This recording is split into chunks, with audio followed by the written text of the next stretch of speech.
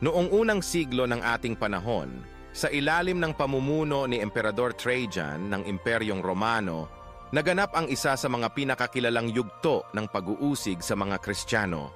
Sa panahong ito, ang imperyo ay nasa rurok ng kanyang kapangyarihan, malawak ang sakop ng teritoryo at matatag ang kanyang pamahalaan. Ngunit sa kabila ng katahimikan at kasaganaan, may umiiral na takot at pagdududa sa mga bagong pananampalataya, lalo na sa mga Kristiyano.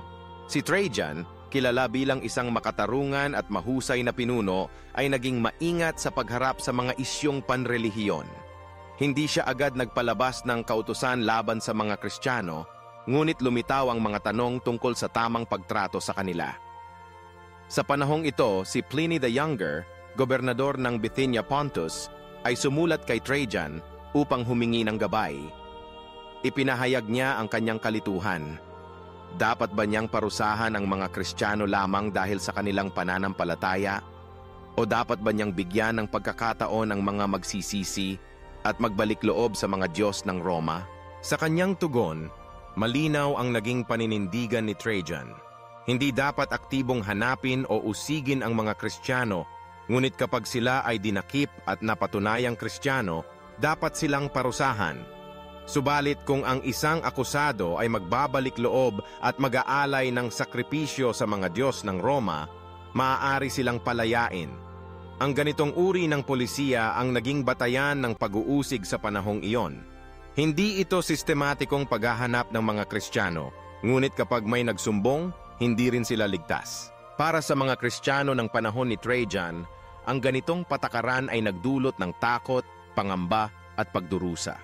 Maraming nagtatagong komunidad ang nabuo, lihim na nagtitipon upang sumamba at magdasal.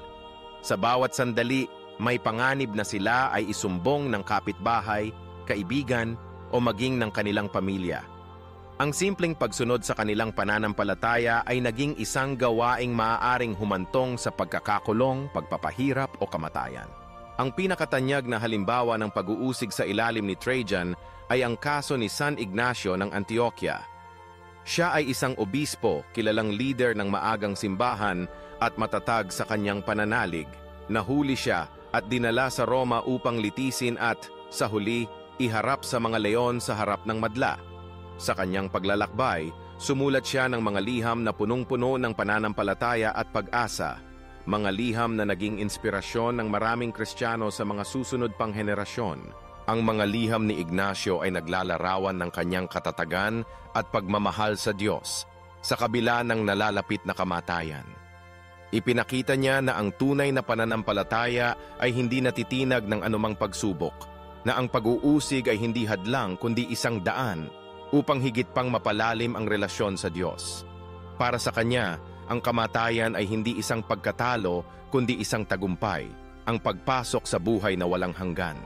Habang patuloy ang pag-uusig, lalong tumibay ang samahan ng mga Kristiyano.